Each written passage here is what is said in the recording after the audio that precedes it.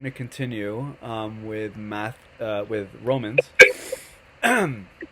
Romans chapter 11. We're going to finish Romans chapter 11 today.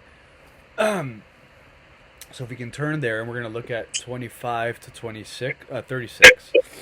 So Romans chapter 11, and then we're going to look at verse 25 to 36. So here we have been going through Romans, but Romans 9, 10, and 11 is a very, as I've said many times going through this, and this, we're closing today, Romans 11, but a very disputed passage. Okay, a very disputed passage, and there are multiple debates within this passage. There's a sovereignty of God. Are you a Calvinist or are you a Arminian? There is the identity of the Jewish people. Are you a covenant theologian or replacement theology, or are you a dispensationalist? That is a distinction between the nation of ethnic Israel and the church. And that second issue, in my opinion, has led more to horrific behavior throughout church history that we've talked about. But Paul in Romans chapter 11, and we mentioned this last week. Remember, Paul is a Jew. He's a Benjamite, but Paul is sorry. Paul is heartbroken for his people, very heartbroken for his people, and he is communicating between Jew and Gentile, why the Jewish people, what their future will be. If you read the Bible, it seems, especially in the Old Testament, from Genesis 12 onward, very Israelic centric. That God is focusing His hand over the people of Israel, and you see kind of a shift when it comes to the Gospels. And it goes more towards Gentiles. Now, again, we're going to elaborate more on this.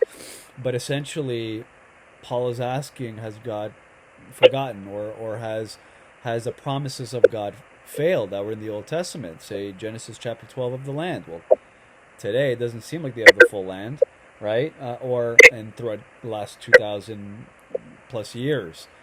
And here, Paul is elaborating. Now, what we talked about the last 2 weeks was this concept of remnant. Okay, that there is a remnant Israel, and Israel is roughly 14, 15 million people today, but there's ethnic Israel. So that number is in reference to ethnic Israel, but there's a remnant, there's a small percentage or group of people within ethnic Israel that believe. And what Paul says is, last week we talked about the tree, the olive tree. I don't have my illustration now, but the olive tree essentially is is first century and first century, like even till today, like some of these olive trees last centuries, 300-400 years. There's an olive farm, I believe, that's lasted a millennium, so 1,000 years, still using the same olives and oil. And what Paul says is that the nation of Israel is a cultivated olive tree. But then there's a wild olive tree, and that wild olive tree is representative to Gentiles. And what olive tree farmers do is they could actually cut something off from another tree and put into another olive tree and graft it in there, tie it up, and give it time, and buds will eventually bloom. But essentially, Gentiles are the wild olive branch that we've been grafted in. So for us, as Gentiles, we're connected to that. It doesn't mean we are Israel, and this is where covenant theology or replacement theology, we diverge from it, but essentially we're attached to it. So if you look at a lot of Christian history, the foundation is very Old Testament. This is why I think for the first couple of years when we started as a church, we were very focused on Old Testament and going through books of the Bible. Now, here in verse 25 or verse 25 to 36, Paul speaks more about the future, what will happen to Israel. Okay, so remember, Romans 9 is about the past of Israel. Romans 10 is about the present circumstance of Israel, first century. Romans 11 is more future tense, Israel. And based upon current events, based upon what we've seen in history, what we've seen of history is still future. Is because what the text we're about to read, has not happened. Okay, so in some sense, this passage from verse 25 to 36 is eschatological, meaning it's some future, and Paul's about to elaborate on. Just give us a little nugget here or there. Okay, so let's all look to Romans 11, and I'm going to read to you verse 26. Okay, look at verse 26. Or can someone read that out loud? Just verse 26. Romans 11. And in this way all Israel will be saved. As it is written, the deliverer will come for Zion. He will banish ungodliness from Jacob. And this will be my covenant with them when I take away their sins. Okay. Now look at verse 25.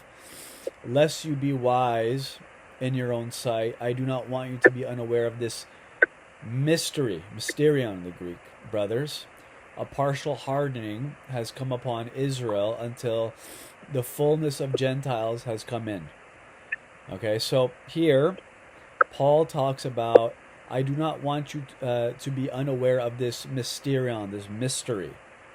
Okay, and this Greek word mysterion, or whenever this is used, is often used as a sense of a revelation, a future revelation, something that you weren't supposed to know at the moment, but Paul, or the author, disclosed upon you, was given by God for. And again, there was no concept of it before. So think of in the book of Daniel, when we went through the book of Daniel, there would be these visions almost that God would give Daniel to to communicate, and then it's very similarly, and again, it'd be very eschatological, something about the future, pertaining to the nation of Israel. Remember, the book of Daniel is very Israel focused, and then there's Gentiles surrounding it. Here, Paul is elaborating upon a future mystery about the Jews, ethnic Jews. Flannery O'Connor, she says, she's an American author. We find that the writer has made alive some experience which we are not accustomed to observe every day. Such a writer will be interested in what we don't understand rather than what we do. So it's an experience that they understand, that they're making light of to the authors. Paul is doing something very similar. Excuse me for my throat. At this point, and he's communicating a future event that's going to happen. And he says, a partial hardening has come upon Israel until the fullness of the Gentiles has come in.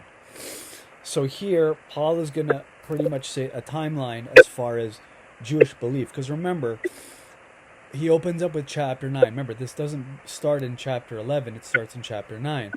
And the whole point of chapter 9 are what's going to happen to the Jewish people, future tense. So this part right here is what it's going to look like, future tense, as far as how they're going to believe. So think of it as a door. I can give you multiple illustrations. A door that was open, and then all of a sudden is closed, but then will eventually open. Or think of it as a hockey game. If you didn't know, there's a big hockey game going on right now between Canada and the U.S. I think it was 1-1, but it's a big deal, especially the whole political climate. And I tell myself Canada will win regardless, is because if Canada today wins, Canada wins.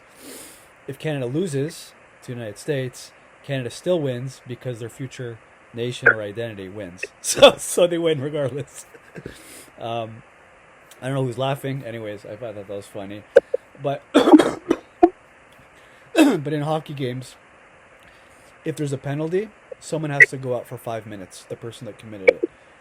But eventually, there's a hope that that person will come back on and play. So very similarly, it's kind of a timeout, or it's kind of the door has been slightly closed to the nation of Israel. Using illustration, or here's a better illustration. Think of an hourglass, where they made in Rome an hourglass. And what I mean by that is, when you read the Old Testament, it's as if, boom, all the Jews believe. The 10 plagues, the Red Sea, the fire, the water coming out of the rock. These are things where people can visibly witness them. They're witnesses. So now I can see it, and I can tell this other person, and they can tell this other person, and maybe we can write it down, but we want to preserve this knowledge of what we've witnessed. And the Old Testament is kind of like the beginning of the hourglass, heavily Jewish as far as the amount of Jews that believe. But then you come around the time of, even before Christ. Again, we don't know this reading our New Testaments, but through history or the Catholic Bible, First Maccabees in particular, they have. But it's the prophecy from Daniel, in the book of Daniel. But when Antiochus Epiphanes, or when there was when there was a revolt, the Jews, you could tell historically that there was a lot of chaos that happened, and lo and behold, Jesus Christ comes onto the scene. And then you expect, obviously he died, buried, and resurrected, and he is the Jewish Messiah, according to the New Testament, but you expect the Jews to believe, right? Sorry, a friend is calling.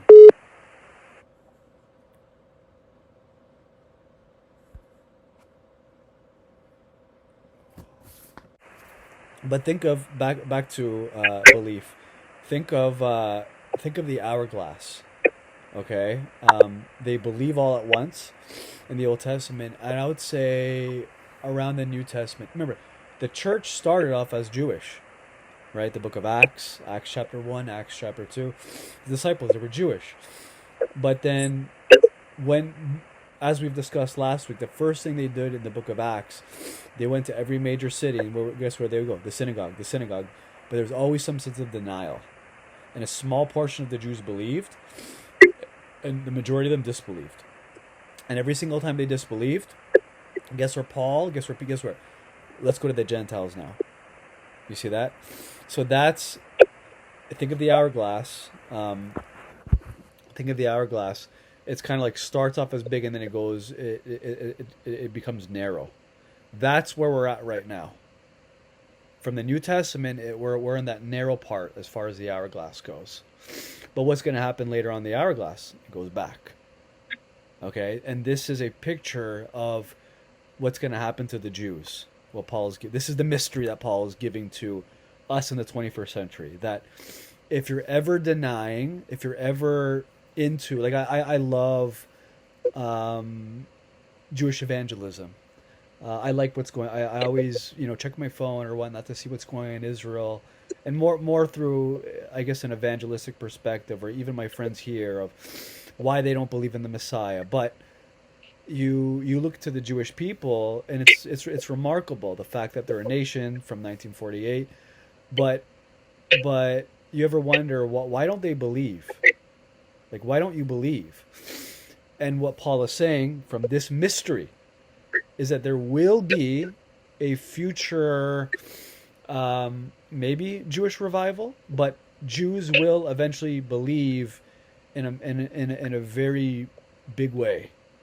Okay, future tense, and this is the mystery that Paul is elaborating on. Okay, think of that hourglass. That is a picture of the Jews believing, to not believing, to believing again, and vice versa to the Gentiles as not believing, believing, and that's it. From not believing to believing, from Jews to believing to not believing to believing. Okay, so back to the hourglass. Okay, now Paul gives a 3 stages as far as how this is going to look like in verse 25, 26. Okay, he'll say this. Let me read again, verse 25, 26. Lest you be wise in your own sight, I do not want you to be unaware of this mysterion, brothers. Okay, and he says, a partial hardening has come upon Israel. Number one.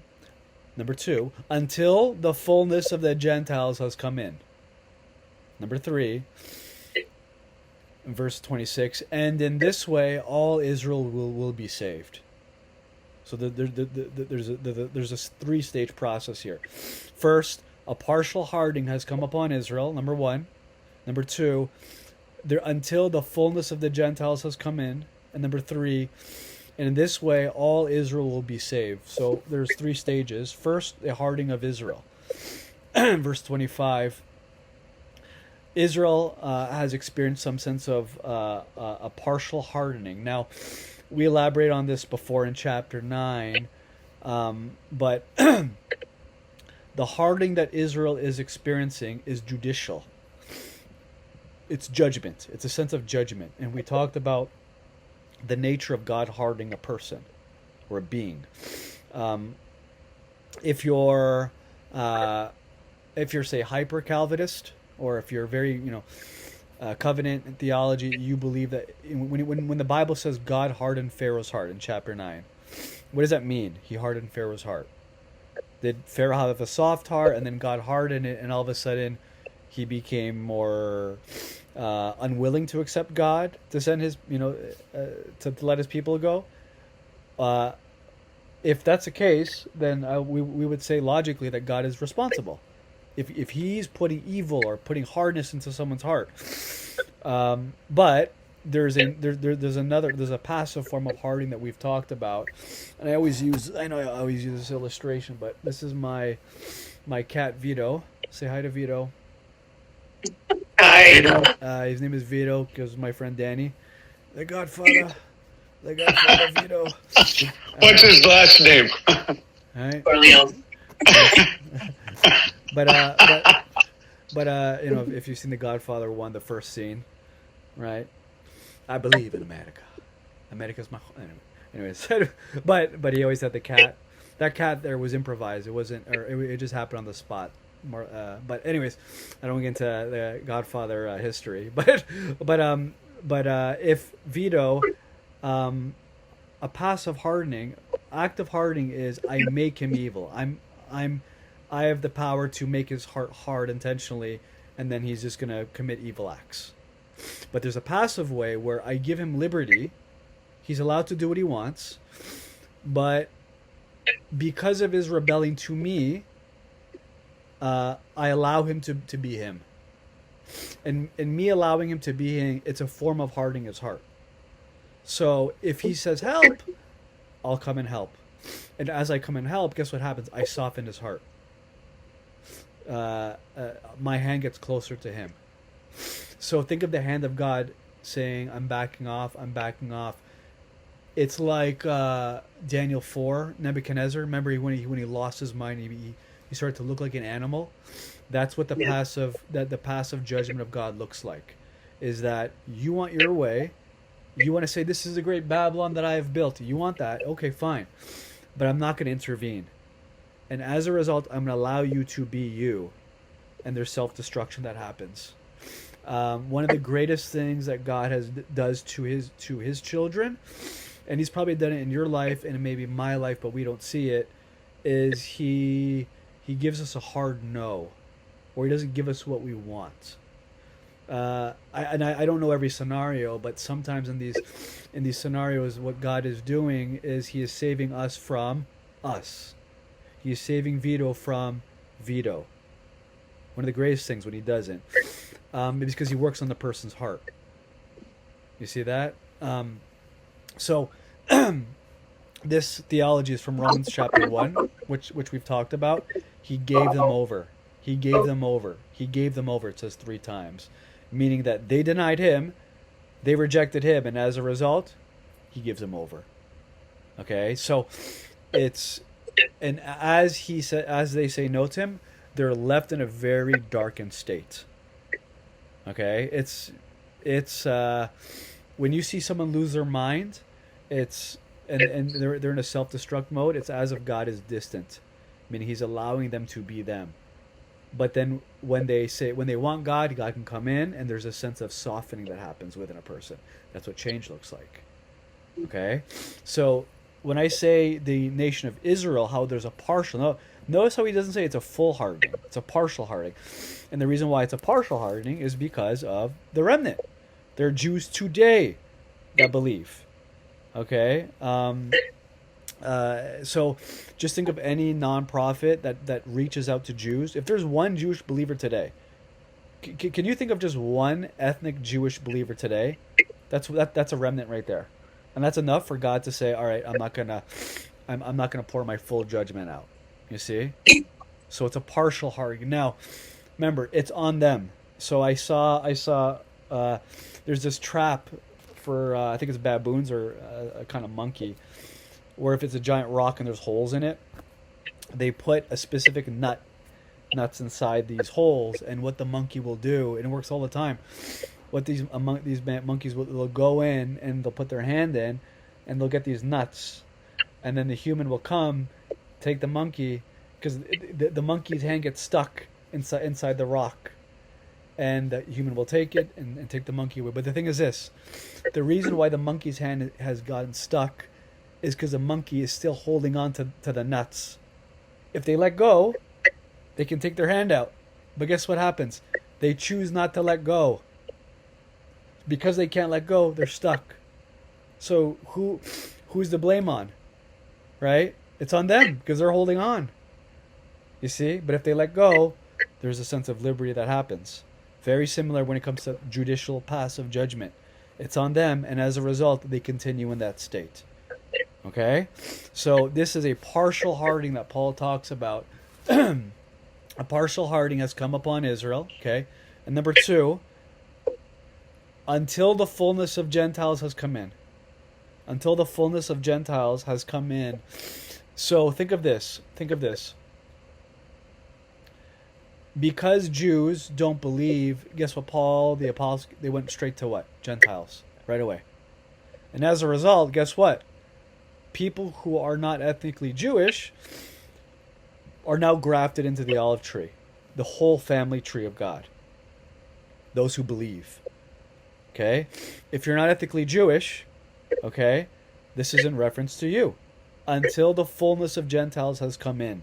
The world. Okay? So without this almost, and this is almost, it's very practical. If the Jews all believed, world history would look different in the last 2,000 years. But because they didn't, it looked the way it did. In the sense of going out and spreading the gospel around the world. So like we have these documented, right? As far as where, after Jerusalem, going to Antioch, going to Rome, like we have these documented as far as where the gospel has spread throughout the last 2,000 years. And it's remarkable, right? Having saints go to, say, some of the Germanic tribes, introduce them the gospel, or in Britain in the 6th century, there was Thomas is said that he went to India, all the way to India, and spread the gospel there. And I believe it was the Spanish church, the Catholic Church, when it went to India in the 16th century, and then they were there thinking that they're going to be the first missionaries. And guess what? They saw churches there. Like, how did this happen? Well, the gospel was there more than 1,000 years before that because of Thomas, right? So just things like these, everything I'm talking about is all Gentiles, and this is a lot of world history comes out of preaching the gospel to Gentiles in particular. If you think of, is Elizabeth there at the church, guys? Not right now. No. Not right now. Well, she's Portuguese. That's why I say. But like, if you think of South America, why is it divided between Portuguese and Spanish speaking? Right. Well, that was the Treaty of Tordesillas in 1492. Of the Pope gave the superpowers of the world was Spain and Portugal, and he says, all right, we're going to divide the world in half, and Spain can go here, and Portugal can go here, and the whole point of it, if you hear history, it's they wanted to take all the gold and colonize. a lot of that was true, but a lot of it was we want to preach the gospel to these unbelievers, right? So when Hernan Cortez and the Spaniards, and when they went to port, they were there to spread the gospel, to make make Gentiles believers, right? And then you have in 1584 a guy by the name of Richard Hakluyt, who wrote the book The Discourse to the Nations, and he says he was in England, and he was a pastor and a geography teacher. He said, let's spread Protestant Christianity to the new America, the new world, which is North America, the Americas, where you're at, and spread Protestant Christianity to these Indians. So again, it's in the context of taking the gospel and spreading it to who? Gentiles, people that don't know. So a lot of world history, if you think of it, is what? Preaching the gospel to who? Gentiles. And next thing you know, 1607, they go to Jamestown, and it's the first colony in U.S. history, in modern-day Virginia. Okay, so it's very interesting as far as when you study history, and if you think of it, wow, a lot of this is it's preaching the gospel, to Gentile people. But again, not a lot of this happened if the Jews believed in first century. I don't know how it looked like, but I'm saying the last 2,000 years happened because of preaching the gospel to Gentiles. And you know what? I can say, with the knowledge that we have, being in the year, talking to you guys in the year 2025, there's a lot more work to be done. A lot more work to be done. There are roughly 8 billion people today living, probably 2.8 billion Christians. So it's majority of the world that's not Christian. It's the dominant religion, but there are people alive today that deny the gospel of Jesus Christ and are not Jewish. So they're Gentiles, right? So as a result, a lot of Jews don't believe today in order for the gospel to be preached to them. Okay, now things are changing before our eyes in the sense of the gospel is going out to Asia, the gospel is going out to in Africa, and there's always been pockets historically, but not on mass levels, and I'm hoping that we start to see that. Okay, so again, there's a partial hardening, number one, first stage to Israel. Number two, in order to go to the fullness to Gentiles, and number three.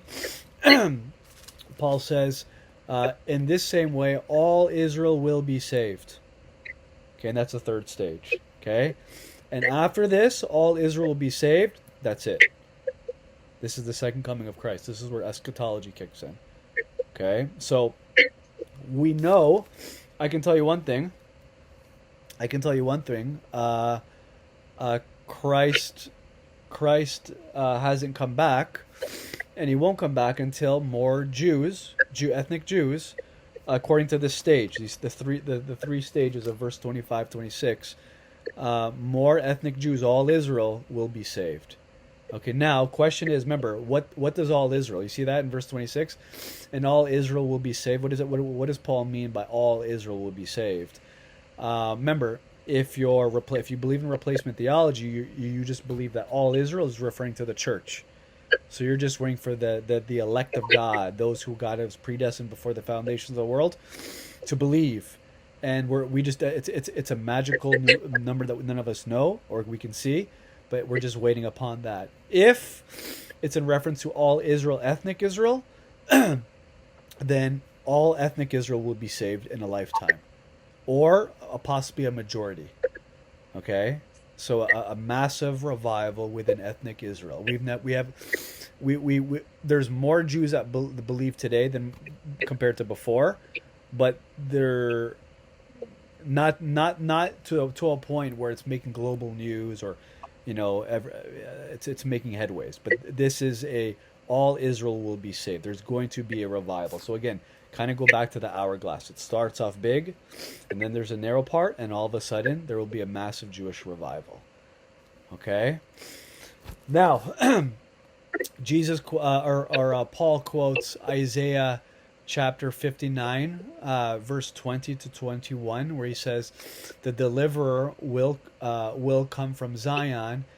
He will banish ungodliness from Jacob, and this will be my covenant with them when I take away their when I take away their sins. And again, he's quoting Isaiah 29, verse 20 to 25.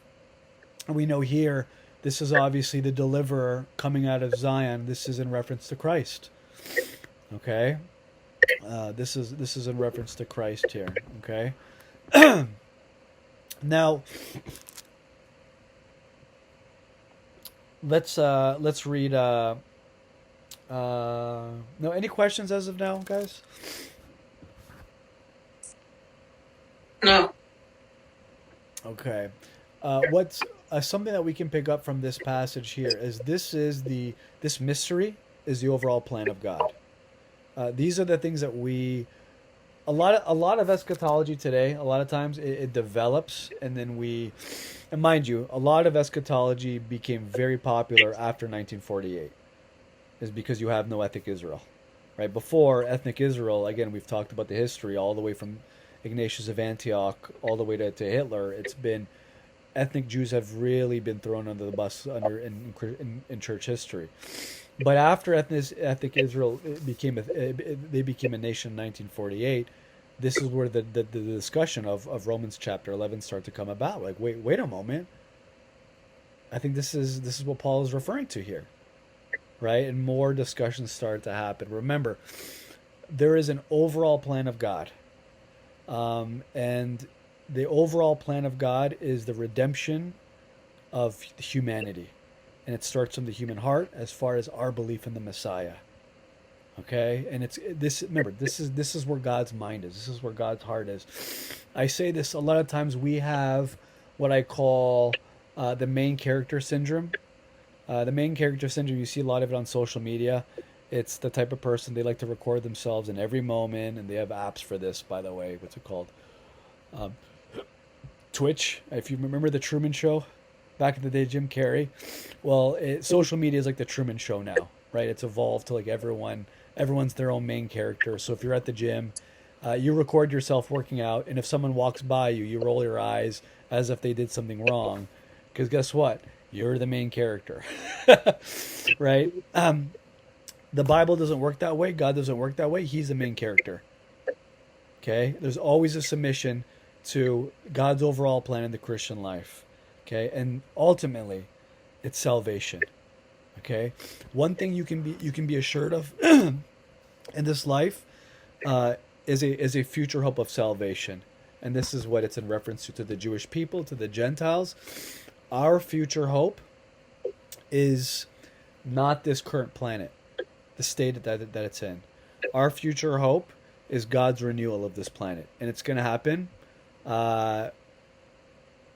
after we die, all of us here that are listening to this Zoom call, or if Christ comes back, there might be a renewal, right? This is what he refers to in Thessalonians.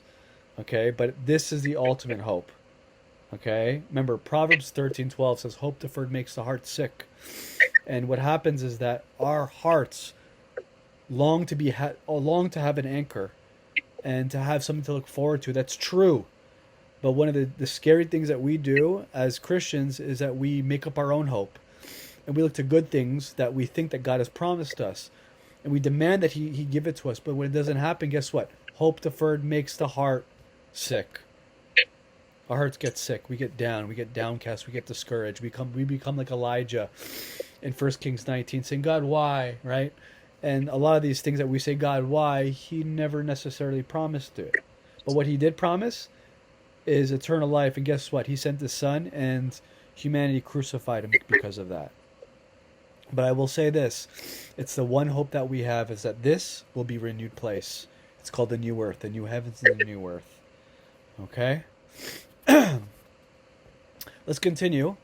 This is in reference, remember, to the mystery of God from verse 25 to 27. Okay, it's the mystery. And again, the mystery is there's a partial hearting. If you ever ask, how come Jews don't believe today? Well, there's a partial hearting. There's still Jews that believe today. There's many nonprofits that reach out to Jews that are trying to spread the gospel. But number two is, well, that's because Gentiles now can believe. And we've seen throughout the last 2,000 years, Gentiles be believing in the gospel, the Jewish Messiah. It's because of the hardening of Israel. And number three, there's hope because all Israel will, future tense, be saved. Okay, so this is the mystery that God is communicating. Verse 28 to 32. Can someone read that out loud? Verse 28 to 32.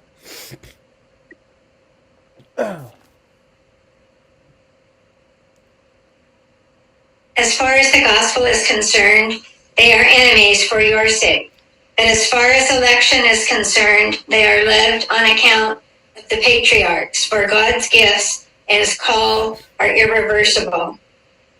Just as you were at one time disobedient to God, have now received mercy as a result of their disobedience. So they too have now become disobedient in order that they too may now receive mercy as a result of God's mercy to you.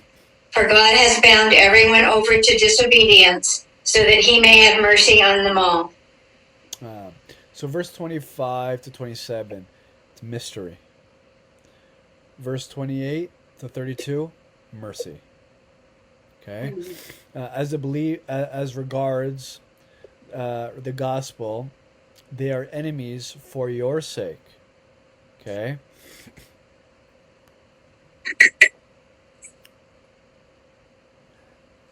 They are, so Paul's speaking to the Gentiles here.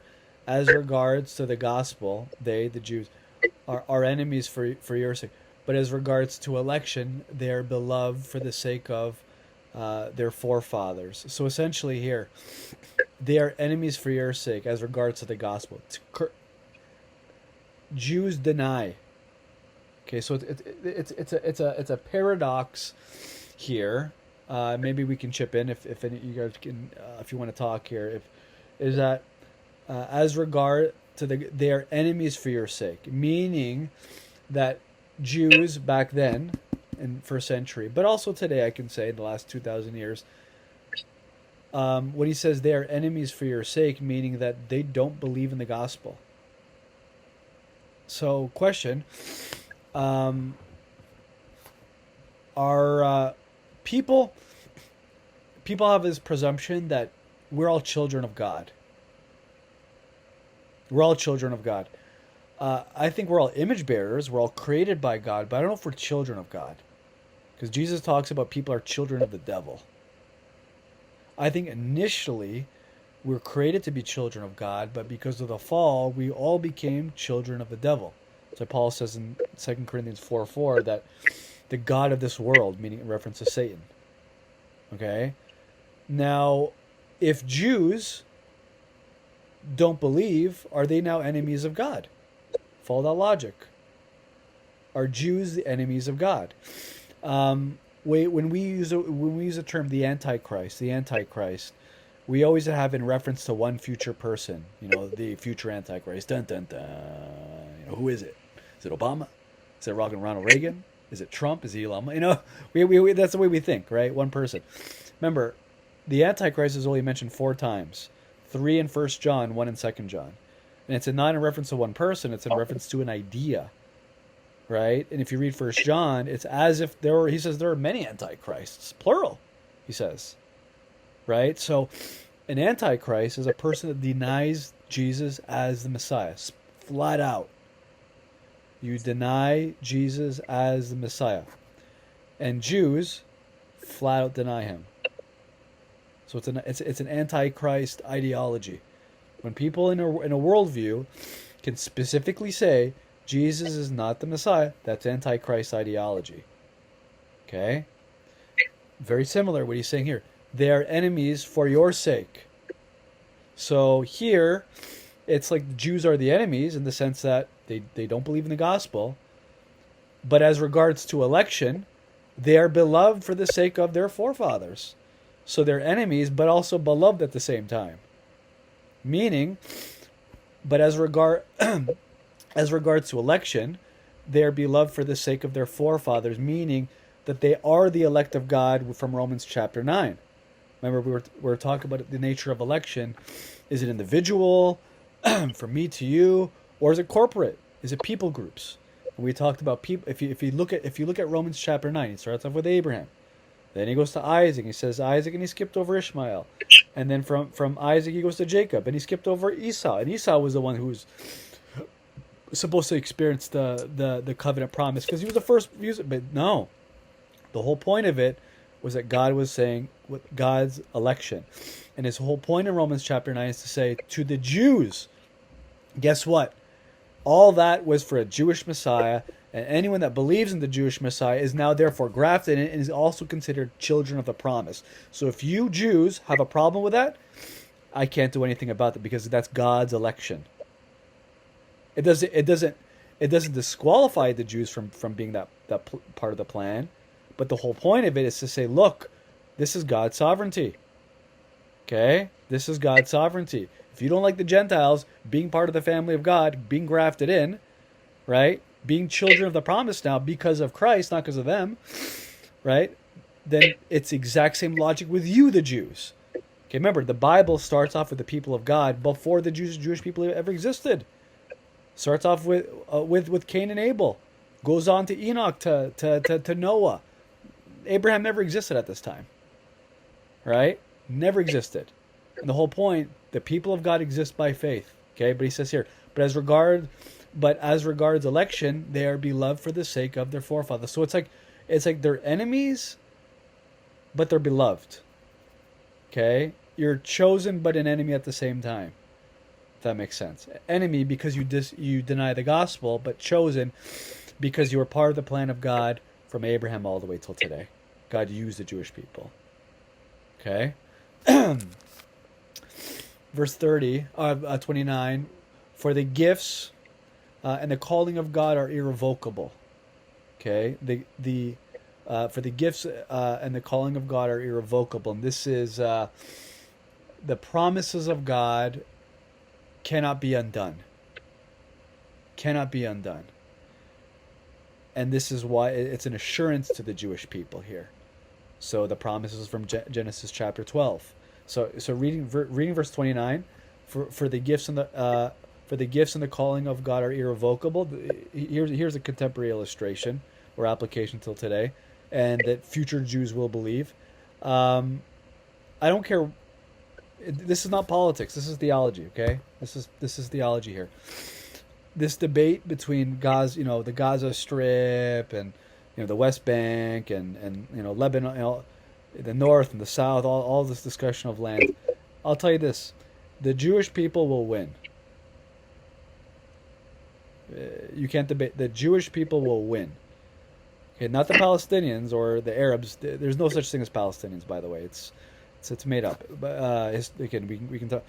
They're Arabs. They're Arabs. Okay, but they will not win. And the reason why they won't win is because God promised the Jewish ethnic people that land from Genesis chapter 12, and it hasn't fully happened, as we can see today. And what I'm saying is, for the gifts and the calling of God are what? Irrevocable.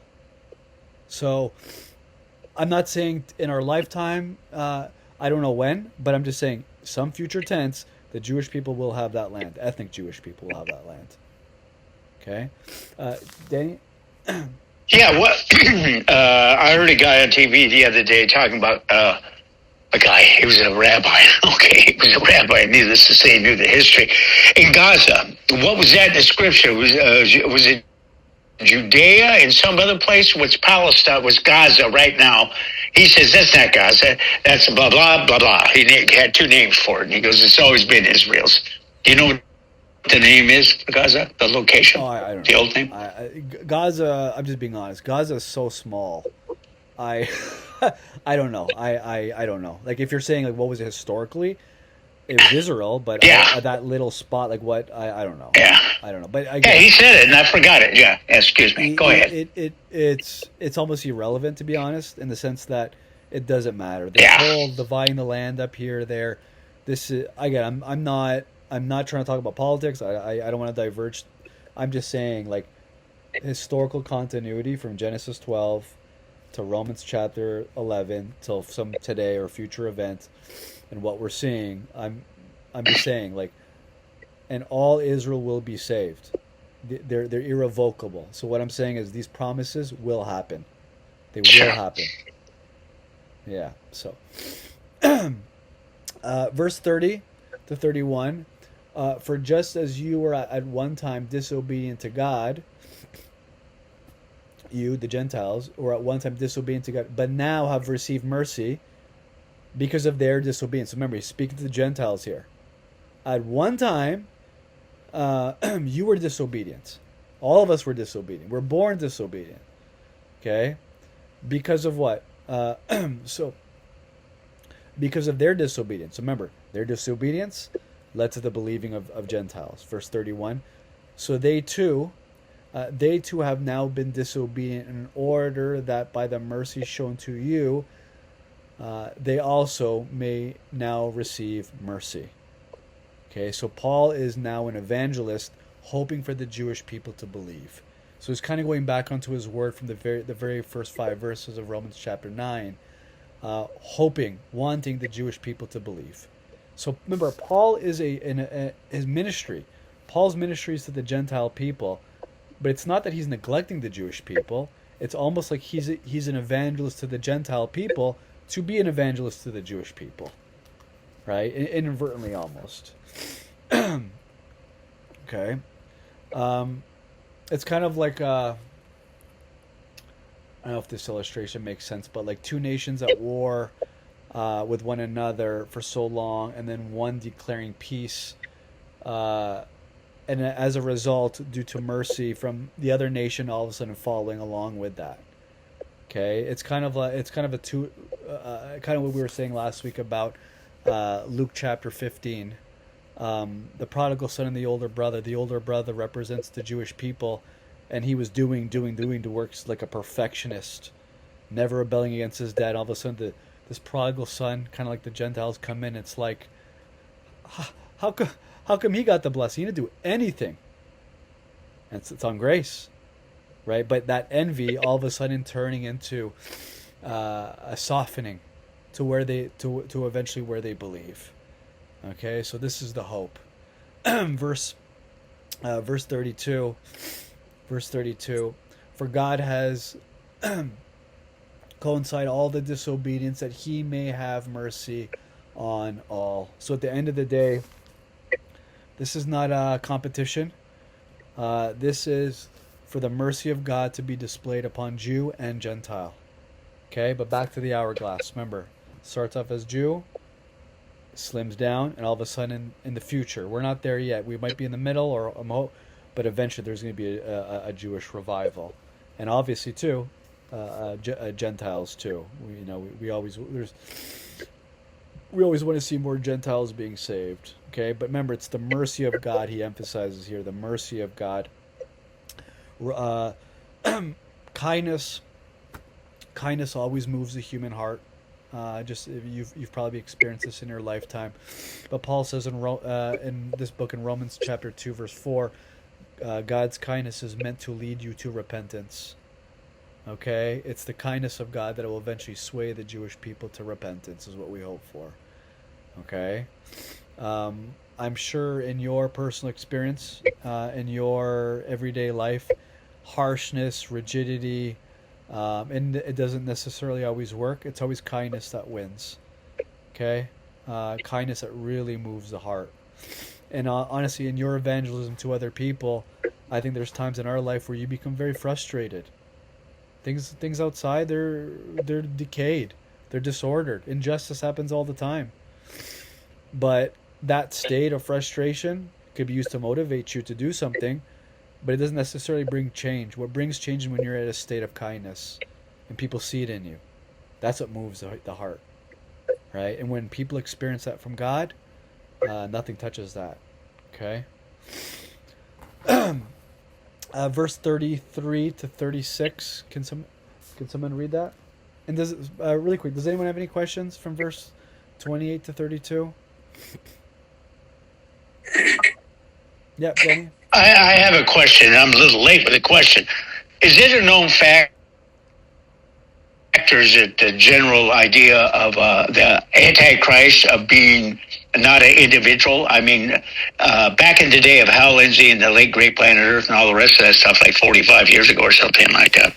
So people, when they talk about an Antichrist, they usually talk about one man. Or one person. So it could be a whole lot of people. It's just the theology or the politics of Antichrist. Is that what you're saying?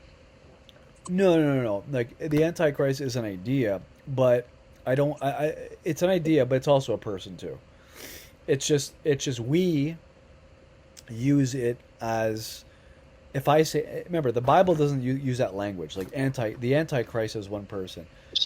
The Bible will say the man of lawlessness, in Thessalonians, or even in the book of Daniel. It's no, it's about one man.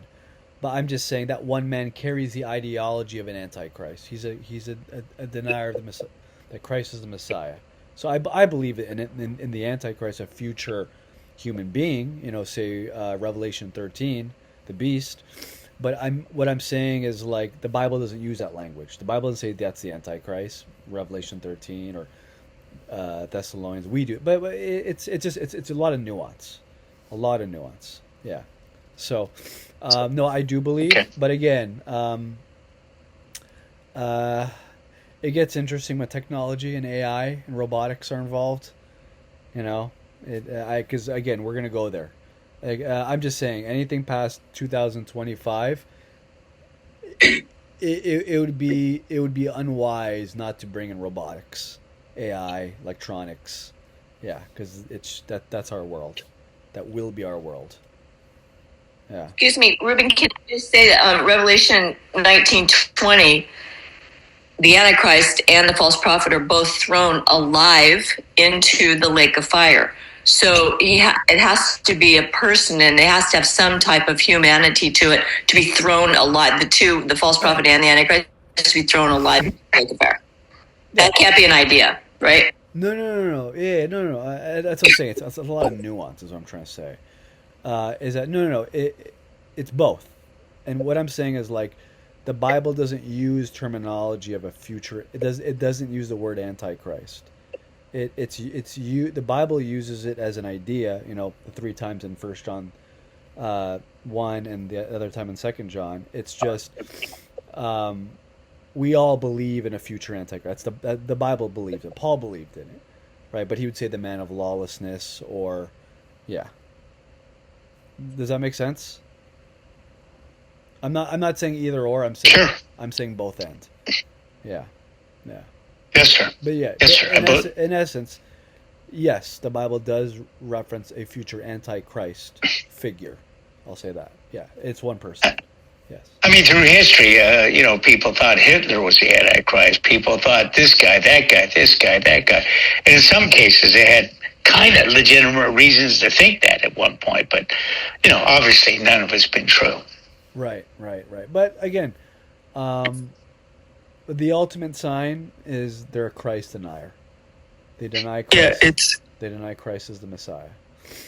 like people are fascinated with the end times, but I mean, even at Nero, before and after, there was antichrists, plural. Yeah. Like all the people that were plotting against Jesus, that were envious of Jesus. I mean, it's not just like, in the future, it's like it's been happening.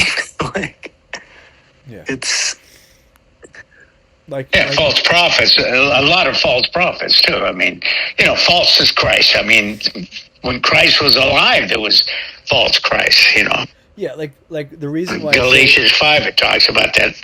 like Islam. Islam is an antichrist ideology. It's antichrist. It's deceitful because it will say that Jesus is the Messiah, but he's not the Son of God. Okay. But we know what we mean. We mean that he's the Messiah. Judaism had to develop how after 70 A.D. So there's many sects of Judaism, okay, but then only one survived. The Sadducees, they're done. The Essenes, done. Only the Pharisees, because when an evangelical Protestant thinks Pharisee, they think hypocrite. No, it's a sect. It's a specific religious sect. But they survived after 90 A.D. But they had to reinvent. They had to come about a way of how can we practice our religion without a temple, without sacrifice. It's a templeless religion that is reliant upon a temple, right? But within that, they had to develop that we deny that guy Jesus is not our Messiah, and that's where it becomes an antichrist ideology. Is when they have it in concrete, right? In the Mishnah. Okay, so that's like if yeah, by deduction too. Okay. Can someone read 33 to 36? Oh, the depth of the riches and wisdom and knowledge of God, how unsearchable are his judgments and how inscrutable his ways. For who has known the mind of the Lord, or who has been his counselor, or who has given a gift to him that he might be repaid? For him and through him and to him are all things. To him be glory forever. Amen. Amen. This is the final doxology of Paul, and it's his closing of Romans 9, 10, and 11. And if you look at Romans 9, how we started this off, for the first the first two verses, he's weeping. He's weeping in Romans chapter 9, right? Let me read it. Where he says, I'm speaking the truth in Christ. I am not lying. My conscience bear witness to the Holy Spirit that I have great sorrow and unceasing anguish in my heart. Okay, and this is obviously because in reference to the Jewish people, they're not saved. They don't believe, right? And for him to do a 180 and all of a sudden come back and say, "Oh, the depth and the riches and the wisdom of God," starting from a human look. All of us, we all come to a crisis. We all come to points in our life where we have to call a friend, and or our minds aren't clear, and it's kind of like a human perspective. And it's like the situation doesn't change. The situation doesn't change. All that changes is the person's perspective, and it can bring a person from sorrow, mental health debilitation, to doxology, praise. See that? How he starts off like, oh, and all of a sudden he went to this journey of the Jewish people in the past to how they are today and where they will be in the future. And once he talks about the future of them being saved, oh, the depths and the riches and the wisdom and knowledge of God, how unsearchable are his judgments and how inscrutable his ways. From praise. What does doxology mean? Just praise. Praise. Yeah. So what is 9 in Greek? Is 9 a lament, or what is that? Yeah, what I would say it's a lament. I can say 9 as a lament. And, Okay. And again, it's like Paul just talks about theology and history, and all of a sudden he's rejoicing. Now, okay. Then he quotes verse 34, 35. Here he quotes Isaiah 40, verse 13, and Job chapter 41, verse 11. And he says, "For who has known the mind of the Lord, and who has been his counselor? For who has given a gift to him, that he might be repaid." Job 41, 44. Some things we can get here. See how Paul says, how unsearchable are his judgments and inscrutable his ways. There is, remember in Isaiah 55 where he says, "For our thoughts are not your thoughts, our ways are not your ways." There is a gap between us and God as far as what we know. And something I want to take away from this is how unsearchable are the ways of God, meaning that Paul is a theologian and he knows a lot. And he's learning a lot because he's a recent convert and he's learning on the spot, and he took some time to even learn this new religion that he's learning, and to be that confident to spread it, and to be that confident to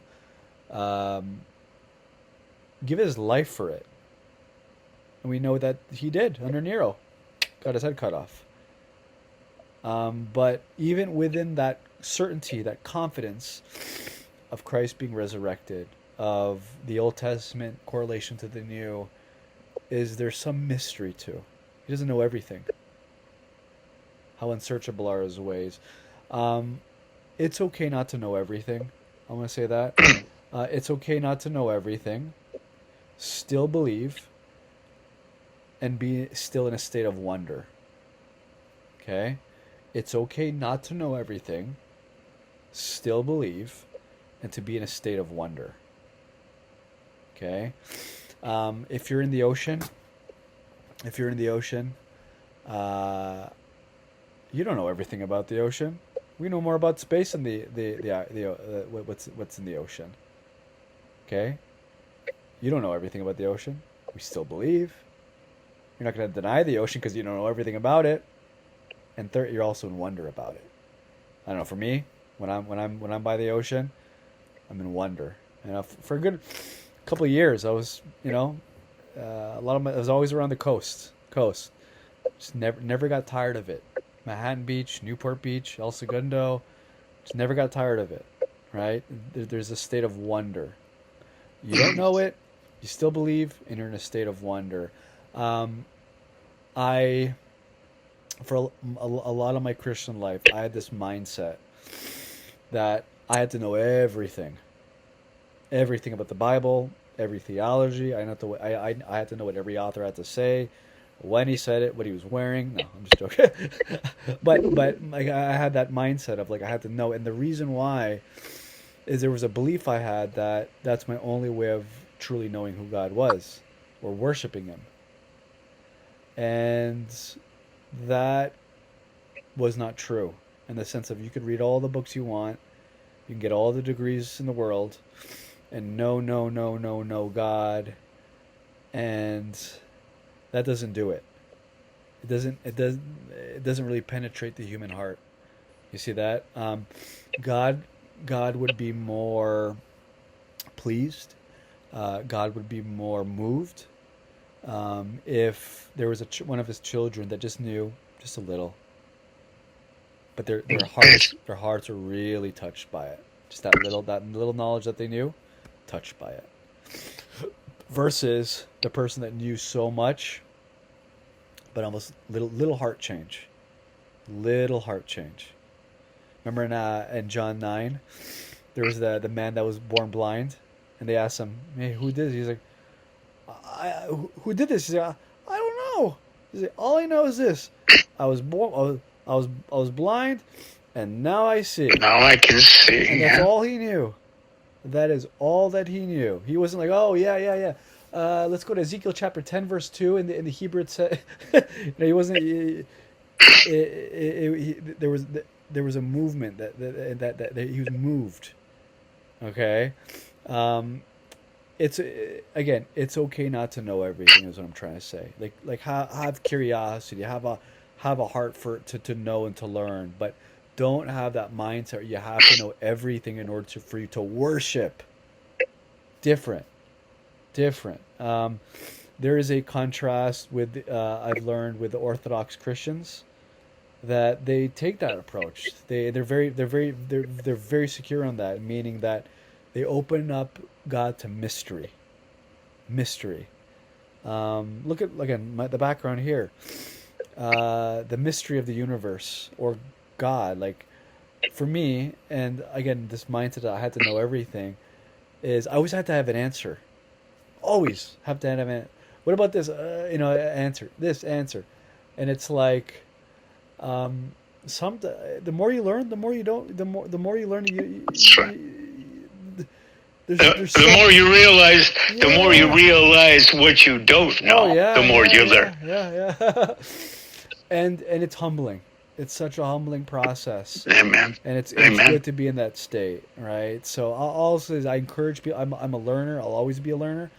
I encourage other people to be learners. Like I would say, like the state of America got to where it was because people lacked learning, they lacked knowledge, they became like sheep and easily deceived. But I'm all for it. It's just I do not equate learning knowledge with a greater worship. I think a greater worship happens when you're learning how to die to you. You gut yourself out, and all of a sudden you see God as He is. That's worship. That's where there's true doxology. Paul did that. Paul did that.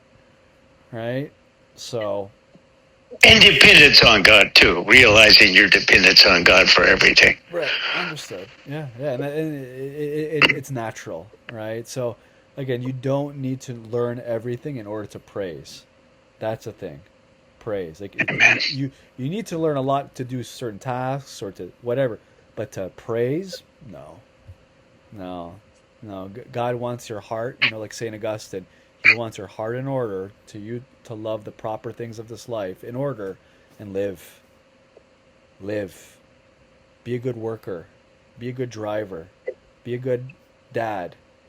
Be a good friend. Right? And have an ordered heart where you do it. Right? Also, he says this in verse 36. He says, "For from Him and through Him and to Him are all things. To Him be glory forever. Amen." There is no worship without truth. There is no worship without the truth. Okay, Paul just went along here of 9, 10, 11, ended it off with worship, but the foundation of it is truth. Okay, and truth alone is not sufficient, but truth applied does bring you back to worship. So it's kind of like the two of them are connected. Okay, so true worship cannot exist unless there's truth in it. Okay, when I say worship, I mean a heart where your heart is touched. I've seen people who they worship without the truth, or they try to get their heart stirred up without the truth, and it doesn't work that way. Remember, I'll use a biblical example. Remember the 450 prophets of Baal? Remember that? And then they knew they were praying, and they knew it wasn't working. They're supposed to light this on fire, and they prayed to Baal, and it wasn't working. Guess what they did? They screamed even louder and louder, and they cut themselves to make it even more dramatic. And they were trying to force it. It doesn't work. You know why? Because that worship was not based upon truth. I see a lot of people emotional, like the woke movement. A lot of emotion, not based upon truth. I see a lot of Muslims, very pro-Palestine, Allah Akbar, very passionate, not based upon the truth. Okay. There's a lot of progressive Christians, and they worship God. It's not based upon the truth. Okay, the two of them need to be connected together. Okay, but truth alone is not sufficient. It needs to penetrate the human heart. Okay, Satan knows theology left and right. Good theology too, not changed. Okay, so remember, this is true worship. The doxology is built upon the truth about God. And last,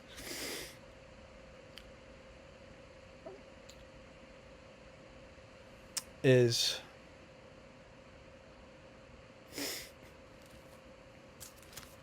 the last part I want to say here of Romans 9, 10, 11. And worship is that when we worship, it's understanding the full picture of God. And I kind of mentioned this earlier before. But when I say worship and understand the full picture of God, is, remember, it's throughout time, through the billions of people that have existed, there's such a temptation for us to always want to be, put our desires out there, put ourselves out there, and think that God, it's almost like we become the center of the universe in our own hearts and how we respond to things. But knowing this, Romans 9, 10, and 11, when Paul goes through the Jewish history, when he talks about the Jews in the first century and talks about the future, I'm saying we're one person in the grand scheme of the big plan of God, right? And it kind of puts us in our perspective of smallness, right? Again, back to what you see of me in the galaxy, right? And the sense of it does humble you when you know what the grand picture of God, right? It puts everything in perspective. right? We all have desires, we all have ambitions, we want to do things in life, but again, when you contrast it over the grand picture of God, again, it puts you and your desires in place, right? And it gives us a heart of surrender, a heart of worship. Okay. Any questions before we close, because we're past an hour here.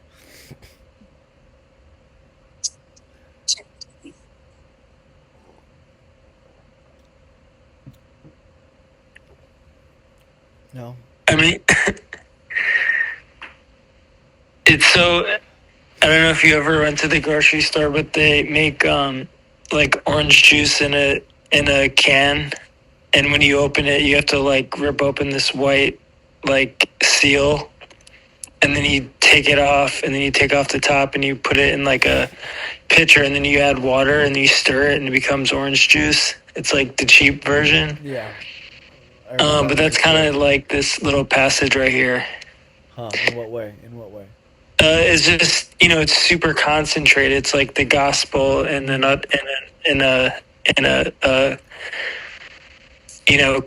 condensed, just in like a very short passage. Yeah. Wow. So it's just, I mean, if someone were to just read from the grafted into 36, that's all they would need to know. Yeah. Yeah. No, I like that. Like the condensed part. Like it's even the whole book of Romans is condensed. Like right when I started teaching it, I was like, wow, this is really like other books. You can just skim over things. It's like every word, him connecting things. And this is why there's a lot of dispute over it. This in particular, these couple of chapters here, right?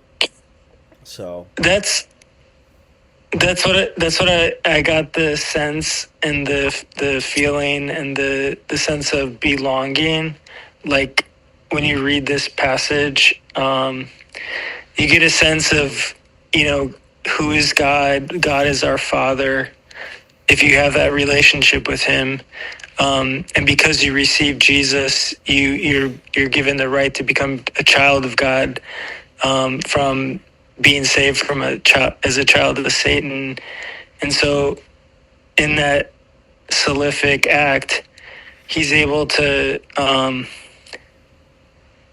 he's just able to like father us and love us and, show us mercy from our disobedience. And when I read disobedience, I just see like all the, the disobedience in my own life.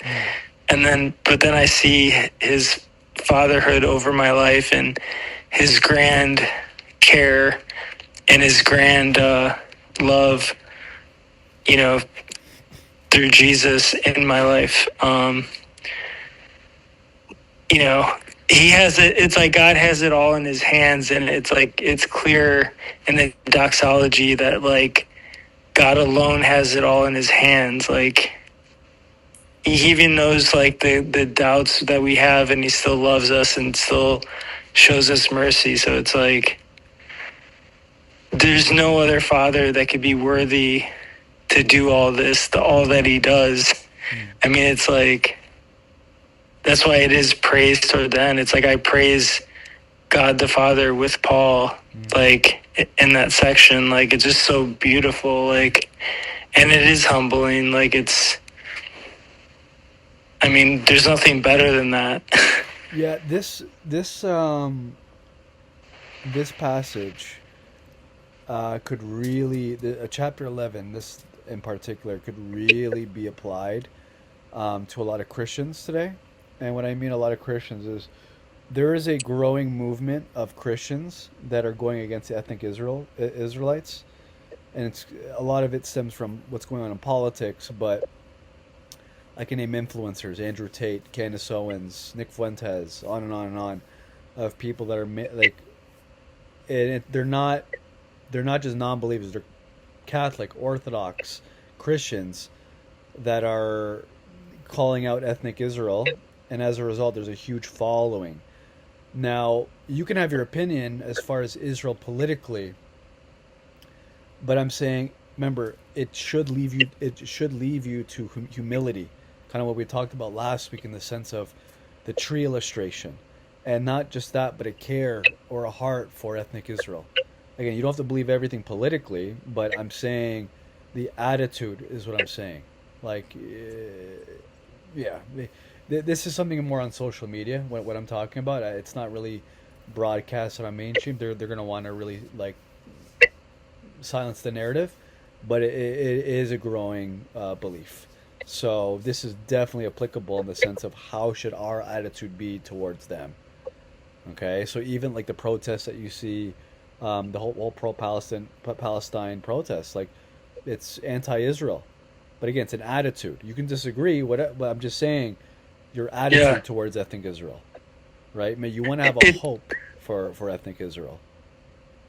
Yeah, exactly. Like, and that's what, like, the beauty, that's like one of the facets of the beauty of this passage, because immediately when people start going into the political realm and geography and customs and, thoughts that they have about Israel, politics, all of the above, like, they start to, like, get off-centered from Christ.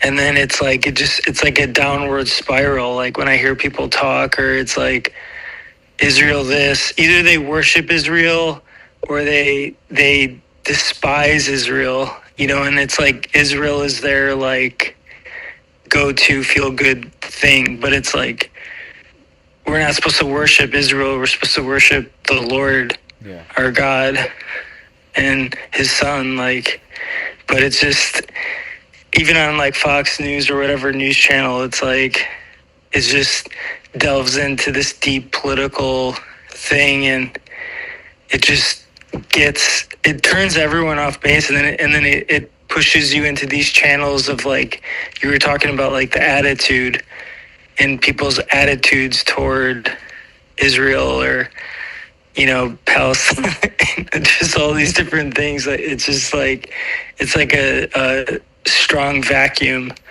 It's like a black hole. Yeah. The one thing because we have to close in a bit, but I'll end with this: is the one thing the news can't really address is religion. They have to filter it through ideological lens versus religion, but it is deeply religious. A lot of what's going on in that part of the world is deeply religious, but they can't say that. They can't say that, right? On Fox News, CNN, it doesn't matter what it is. Like you would have to like dispute text and go back and forth. That's at core of what's going on. Like for example, like Yemen, Iran, Hezbollah, and the communication between the three of them. The news will talk about that, but the news won't talk about how they're all Shiite and they're all trying to fulfill their Islamic eschatological purpose, right?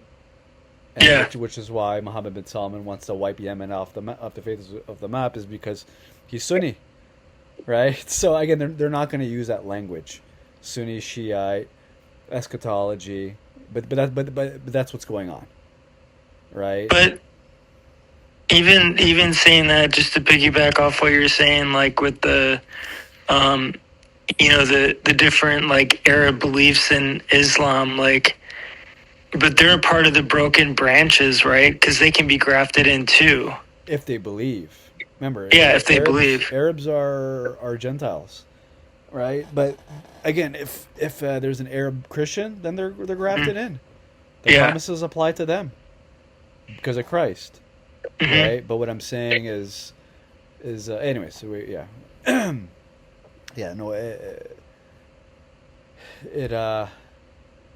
I was just saying, like, what we see on the news is deeply religious, but we can't use that type of language. So, anyways, but let me just end with this, and then we'll go to communion. But essentially, the mystery, and this is today's lesson. Okay, the mystery is this. The mystery is that not all Jews today believe. 2,000 years ago, not all Jews believed. 1,000 years ago, not all Jews believed. But there was always a remnant from 2,000 years ago all the way till today. And the reason why there's a remnant and there's a partial heart, I mean, they don't believe, is because they don't believe. Guess where the gospel goes to? By logical deduction, to the Gentiles, because it's for everyone. And as the gospel is being spread, like this, as the gospel is being spread to Gentiles, in the future, there will be a revival, a future believing Israel, ethnic Israel. Okay, so back to the hourglass. I want to end with that. Okay, so a lot of Jews believe, they don't believe, but they will, future tense, believe. So as a result, a good application is for us to have hope in a religious context. Okay, because when we talk about hope for Israel, a lot of people who are on the far right, how could you support Israel? Blah, blah, and it's all politics, right? But this is more salvation that I'm referring to. Okay.